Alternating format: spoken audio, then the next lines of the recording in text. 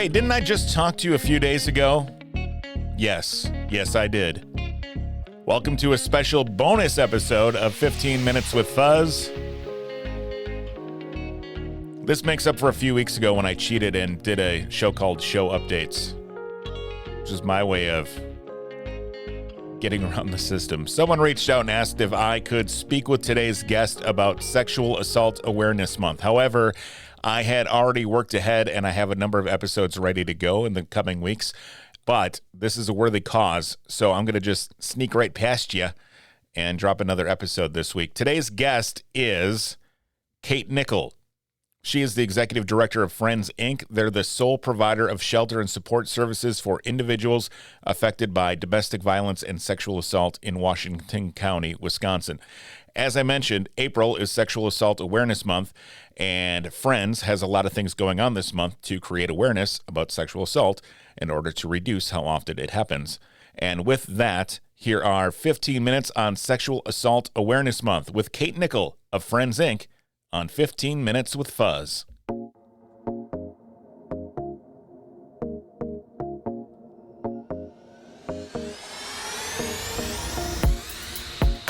Hi, Kate. I appreciate you coming in to talk about Friends, Inc. today. Friends has been around in Washington County for more than 4 decades. So how does Friends serve those in need in our community? Hi, thanks so much for having me. It's really great to be able to chat with you and reach out to the community. So Friends, yes, as you said, have been around for 4 decades, and we focus on working with survivors of domestic violence and sexual assault.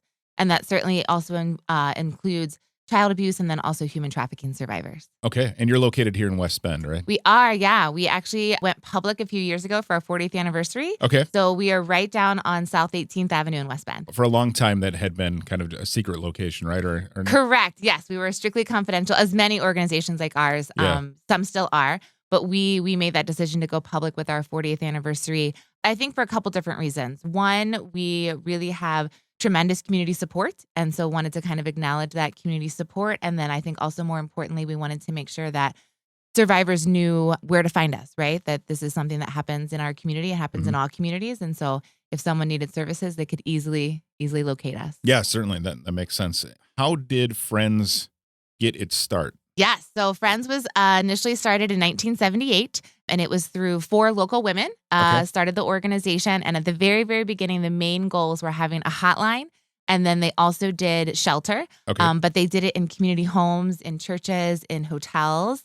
And Friends had its first actual building in 1986. So the first building wasn't until 86 over in Barton. Okay. And then we got our current location that we're in 1988. Oh, wow. Okay. Yeah, great. And then that's a really remarkable kind of way that they did that, kind of bootstrapped their way up and helped women however they could and families however they could. Yeah. I mean, that's that grassroots approach, right? Yeah. Many organizations like ours were started like that by some concerned citizens just really trying to figure out a way to help those in need. A lot of people think of Friends as a shelter, but you guys offer a lot more programs and assistance than that. So what are some of the programs that Friends offers?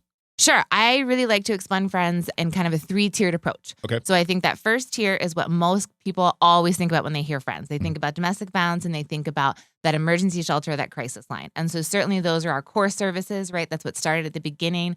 And so we still have those today. Okay. And on average, I would say we house about 100 individuals annually within the shelter. And then we answer about 1,000 crisis calls. Okay. So that's that kind of first tier emergency support. And then the second tier is all of our outreach services.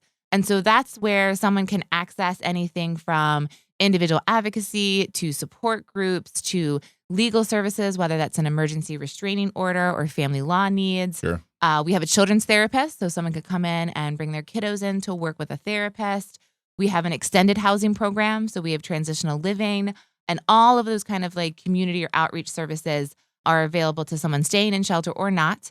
And that's where we work actually with the majority of our population. So we serve about 275 individuals annually amongst those programs. Okay, in that tier 2 kind of level or that part 2 Correct. level? Yeah. Yes. And then the third tier is the education and the outreach. Okay. So that's where we're getting out in the community. We're trying to break the cycle. We're trying to bring that awareness. We're trying to educate about healthy relationships, unhealthy relationships, sexual assault, sexual harassment.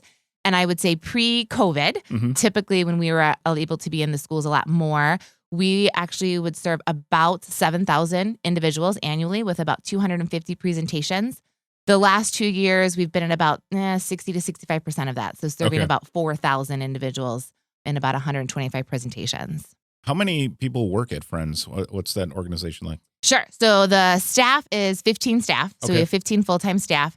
And then we also have a board of directors. Our board of directors currently is at 13. Okay. And then we have about 40 volunteers. Well, okay. Serving that many people, I'm sure, takes a lot of hard work and effort and volunteers and such. So I was curious how you serve that many people with what I assumed was an even smaller group than that. So yeah, we've been able to expand. So we haven't always had 15 staff. Sure. Well, that's great. So yeah, it's great that you've been able to expand. It's unfortunate that you've had to have had to expand. If someone is in need of help, how do they get connected with Friends? Sure. So a variety of ways, whatever is kind of comfortable for them. So we do obviously have the 24/7 hotline. The hotline is anonymous. I think that's a really good kind of piece just to share out there. So if, for instance, if it's someone who's a minor, right, and they have questions or they want to kind of get some answers, that's a way that they can connect with us.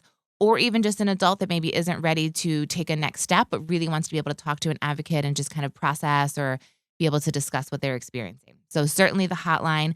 That number is 262-334-7298. Okay. And then also through social media, right? So we have Facebook, Instagram, the website. All of those are ways to connect with us as well. You've been at Friends for a number of years, but first of all, how long have you been at Friends? So I've been at Friends since 2004. Okay. Wow. All right. Yeah. So a good long time. Yeah. And but you haven't always. You're the executive director now, but you haven't always been the executive director. So how did you first start working with Friends? Sure. Yeah. So when I joined Friends, the team in 2004, I actually came on as the shelter manager. Okay. So for about the first 10 years that I was at Friends, I did direct service. So I oversaw the shelter. I did case management. I did a weekly support group, right? So I did all of that kind of direct service work. And then I transitioned a little bit. And for about 4 years, I had 2 different roles. One was kind of a program management. So I kind of oversaw the program development and started supervising some staff. And then slowly started to take on some additional financial responsibilities and kind of grants and things like that. Over those years that you've been here, how has Friends changed? So Friends has been, right? I mean, it's a long time. It's 18 years. So the Friends certainly has grown and changed. I guess a couple of different things come to mind. One is certainly the growth that we've had in the community. And so I think of that twofold. So one is just the support and the awareness of kind of who we are and whether that's monetary, in-kind, volunteers, right? That connection from the community. And then I think also our partners, right? This is something that we can't do alone, right? So we rely heavily on anything from law enforcement and the district attorney's office to the Child Advocacy Center. I know you had Heidi Kilborn here recently. So we partner with them, workforce development, human services, right? All of those entities, we all need to have a wraparound approach, right? Because abuse doesn't happen in a silo. Sure. So there's going to be other needs that family also may need to get connected with. Well, we're glad that you're here and doing that. And speaking of these programs and such, April is Sexual Abuse Awareness Month, right? Yep. And Friends has a number of community events lined up to help inform the public about sexual assault. Tell us about what you guys have going on during April here. Yeah, so we have a lot of things going on. We really enjoy the 2 awareness months that we do each year, the kind of the bigger ones. So April for Sexual Assault Awareness Month and then October for Domestic Violence Awareness Month. And so in April, a couple of our kind of standbys that we've established, one is that we always acknowledge Denim Day, and we have Denim Downtown West Bend. And so Denim Day is on Wednesday, the 27th. And so we ask community members or anyone to wear denim in support of sexual assault survivors. You can take a picture and tag it on social media. And then that whole 2-week period will also have denim hanging downtown. The denim is decorated by survivors with messages from their experiences. And just to give a little kind of recap of what Denim Day is. And so how that was established is in 1992, a 18-year-old was sexually assaulted by her driving instructor. The person was charged with rape and then later appealed. And the Italian Supreme Court overturned that ruling, basically saying that the woman's jeans were too tight and that if she had to help take them off, then it had to be consensual and wasn't rape. Oh my gosh. Wow. And so then the next day, all the women of the Italian Supreme Court wore jeans.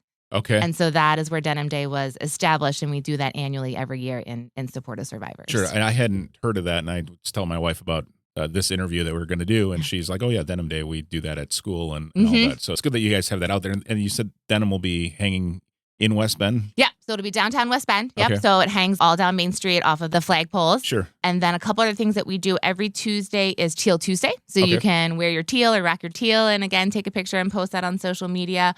And then we have a bunch of community partners that work with us.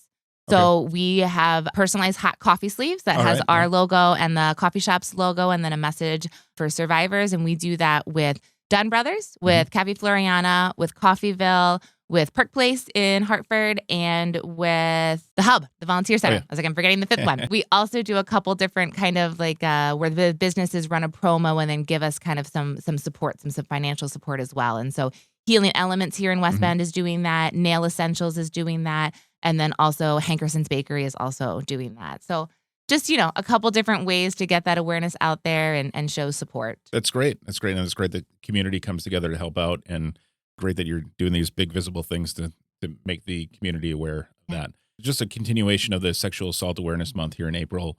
What are some things that you'd like the public to learn during this month?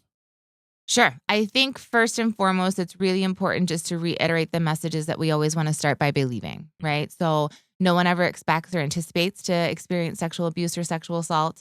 So when that does happen to them, certainly, right, they might feel very alone. They might have no idea kind of how to help those next steps and navigate what they've just experienced. So it's always helpful for people to know where resources are, right? So that if you know someone close to you or someone that then experiences that, you're able to kind of get them connected. I think we also want to think about how sexual abuse and sexual assault happens and who perpetrators are, right? So some of our most vulnerable populations always are our children. Okay. And so I think when you think about child sexual abuse, it's important to know that 93% of those assaults are by someone known to the child, right? So it's not someone in the bushes out in the community that has no connection to that family and that child. So we want to make sure that we're talking to our kiddos, right, about safety, making sure they feel that they have trusted adults or trusted people that they can talk to. And then again, that we start by that believing. And I think also with adults, again, just making sure we can get them connected. So I talked about those community partners. And so last year we responded to the Child Advocacy Center for 70 cases, right? So that was just in Washington County where we went over as an advocate and met with that family and offered support and services while that kiddo was going through a forensic interview. We also work with the hospitals, right? So when someone is sexually assaulted, if they choose, right, to report or go get medical care, we are there also to support with them. And we responded to just over 40 adult cases last year within the hospital medical system. Okay. And as we go into summer, Heidi was telling us on the Child Advocacy Center episode that a lot of those kiddos lose their support during the summer. So, and friends can be kind of a part of that, right? Absolutely. Yeah. So what is right that kids sometimes rely on mandated reporters or getting out of the home or having other people, right, interface with them. And so friends certainly, right, can offer services all year long, whether that's individual advocacy, support groups, right, that children's therapist. So yeah, absolutely making sure that we're keeping those kids supported and connected. And then you do, again, in October, you do some things to promote Domestic Abuse Awareness Month. Correct. Yeah. So similar. We also do the coffee sleeves in the fall. We also do a downtown display, and that's actually purple silhouettes. Okay. So there's silhouettes that then have survivor stories on them.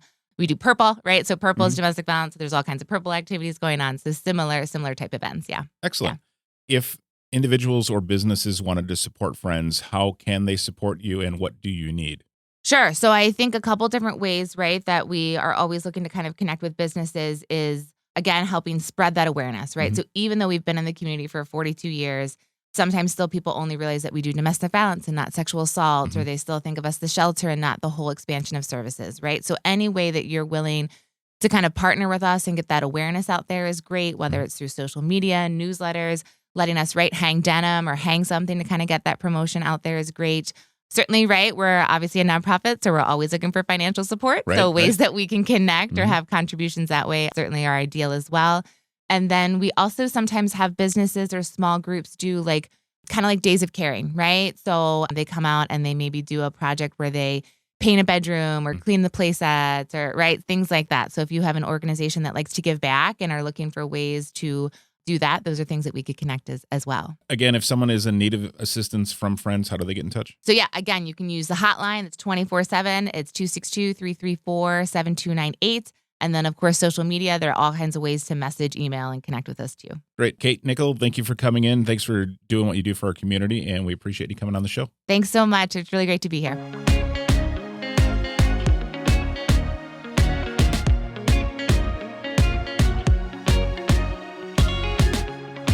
Thank you again to Kate Nickel, the Executive Director of Friends, Inc. of Washington County, for joining me on the show today. And thank you for listening to another episode this week. I greatly appreciate your loyalty. If you ever have an idea for the show, hop onto your computer or your phone and go to fuzz.cc/guest. That's fuzz.cc/guest, and let me know who you'd like me to speak with. I love learning about new things in our community, and I rely on your help for me to hear about them. Follow the show on Facebook, Instagram, and Twitter at 15 with Fuzz. That's at 15 with Fuzz. New episodes every Monday, and occasionally surprise episodes when they happen. Thanks for listening, and we'll talk to you next Monday right here on 15 Minutes with Fuzz.